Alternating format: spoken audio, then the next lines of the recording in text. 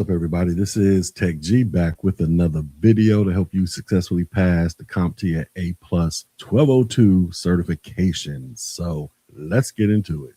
All right, so you're studying for the CompTIA A+ 1202 exam, and you hit one of the most important and honestly most interesting objectives, and that is social engineering attacks. Now, this topic isn't just test material, it's real-world IT survival, because every IT pro will eventually deal with phishing emails, insider threats, or someone trying to sneak into the office pretending to be the quote-unquote printer repair guy. And if you don't know how to spot these tricks, then you are a walking target. So in this video, we're going to break down everything you need to know about social engineering, common threats, and vulnerabilities. So with that being said, let's go.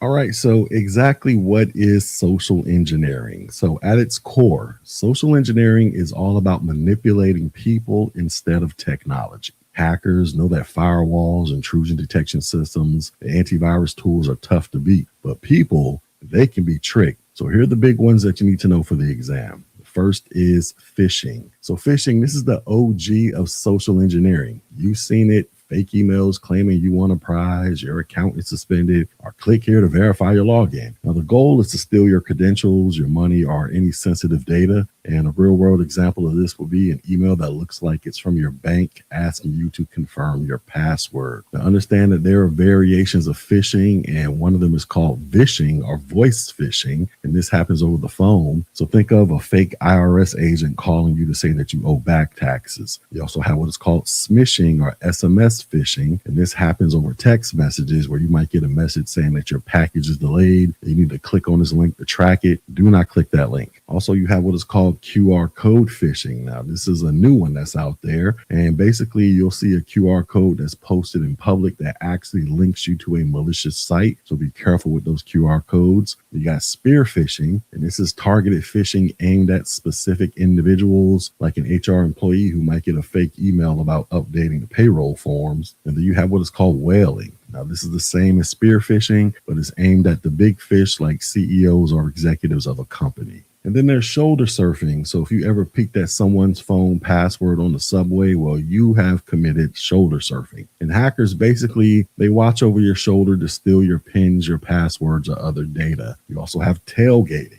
So tailgating, which is also known as piggybacking, this is when someone follows an authorized person into a secure area without credentials. So an example of this would be someone carrying a box, pretending their hands are full and asking you to hold the door. And then there's impersonation. So this is where attackers pretend to be someone trustworthy. So it could be IT support calling saying that, hey, I need your password to troubleshoot your account. Or it could be someone dressed as a delivery driver trying to sneak into the server room. And then you have what is called dumpster diving, because yes, people still do dive in the dumpster looking through trash. And why do they do this? Because sensitive documents oftentimes get thrown away carelessly. All right, so let's go ahead and zoom out and talk about common threats, because social engineering, this is just one piece of the puzzle. The other are the threats, whether they're technical or human driven, you need to know about them. So the first one is denial of service. So a DOS attack, this basically floods a system or network with traffic so it becomes unstable. An example of this could be a web server that's getting hit with too many requests at once.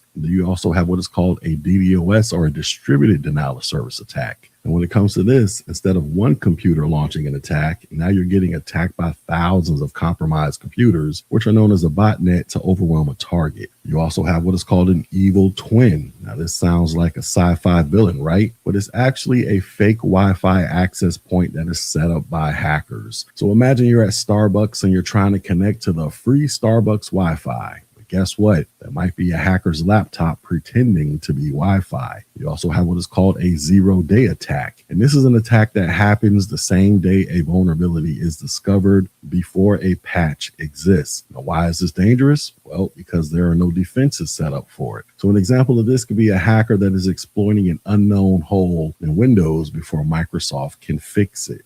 You also have what is called spoofing. Now, spoofing means pretending to be something you're not. An example of this could be email spoofing with fake sender addresses. You got IP spoofing with a fake IP source. You have caller ID spoofing that looks like you're getting a call from your boss. You also have what is called an on-path attack or a man-in-the-middle attack. And this is basically an attacker that secretly intercepts communication between two parties. So just imagine that you think you're on your bank's website, but the attacker is sitting in the middle, stealing your credentials. You also have a brute force attack. Now, this one is simple because hackers, they try every possible password combination until they get in. So if you got a password like password 1, password 2, password 3, so on and so forth, they're going to try every single combination until they crack it. And then there's the dictionary attack. So this is like brute force, but smarter. So instead of random guesses, attackers, they use a list of common passwords like 1, 2, 3, 4, 5, 6, QWERTY, or let me in. You also have what is called an insider threat. So not all threats are external. Sometimes the danger is from inside the company. And this could come from disgruntled employees who are trying to steal data. But this could be a careless worker who was clicking on malicious links. You also have what is called a SQL injection. So this is where hackers inject malicious code into SQL queries to manipulate databases. And an example of this could be a poorly designed login form that lets somebody type in this random jibber jabber right here to bypass the authentication.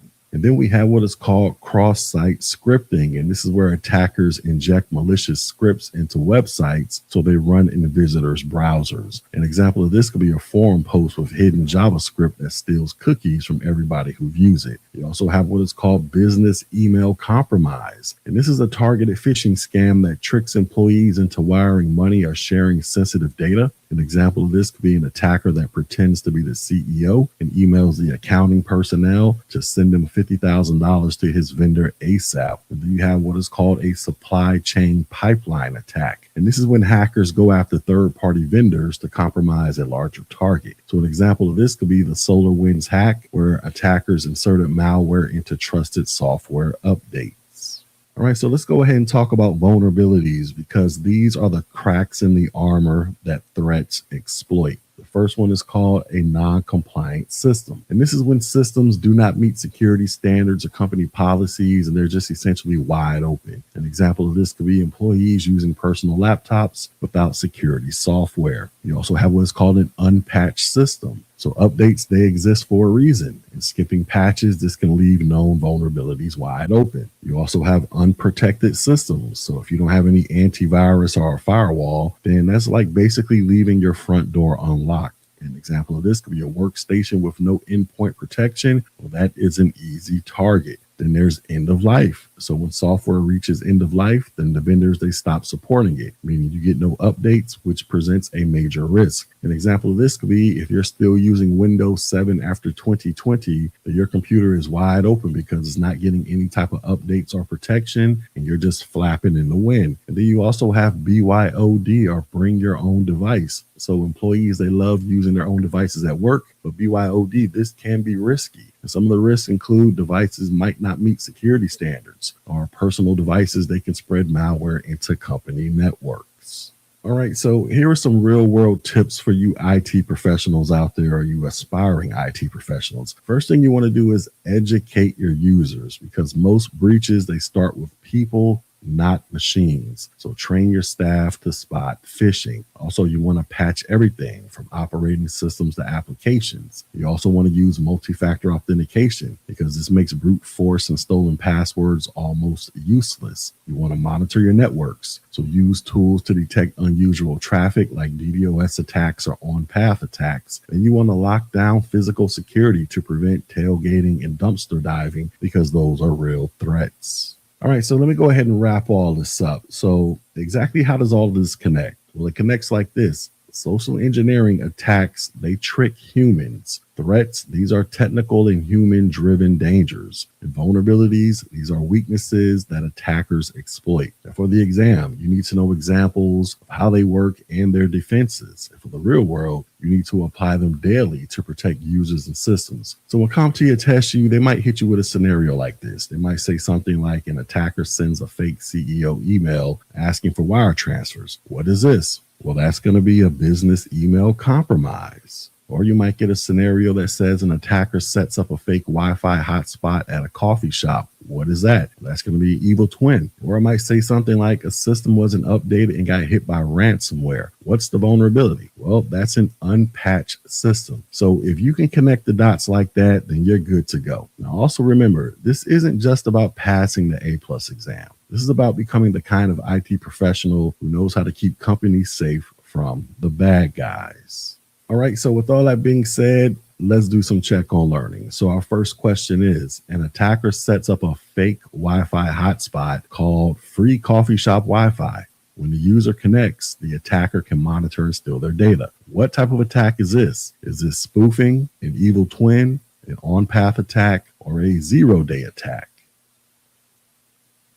And of course, the correct answer is going to be this is an evil twin. So an evil twin, this is a rogue wireless access point that pretends to be legitimate. Users connect to it thinking it's safe, but attackers then capture their traffic. While spoofing and on-path attacks are related concepts, the specific scenario of a fake Wi-Fi hotspot, that is an evil twin. Next question. Which of the following best describes a spear phishing attack? Is it a phishing attack that targets many random people at once? Is it a phishing email that looks like it's from a CEO requesting money? Is it a phishing attack that targets a specific person or small group? Or is it a phishing attempt delivered by text message? And the correct answer is this is a phishing attack that targets a specific person or a small group. So spear phishing is targeted phishing. Attackers, they carefully craft messages for one individual or department, unlike regular phishing, which casts a wide net. Choice B, this is an example of whaling, and choice D, that is called smishing.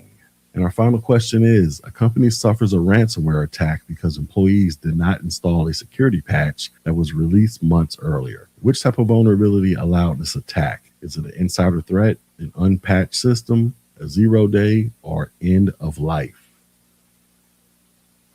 And of course, the answer is going to be an unpatched system. So when security patches exist but are not installed, attackers can exploit the known vulnerabilities. This is exactly what happened with the WannaCry ransomware outbreak. Now, 0 days, this refers to unknown vulnerabilities. And EOL, this means the vendor no longer supports the software.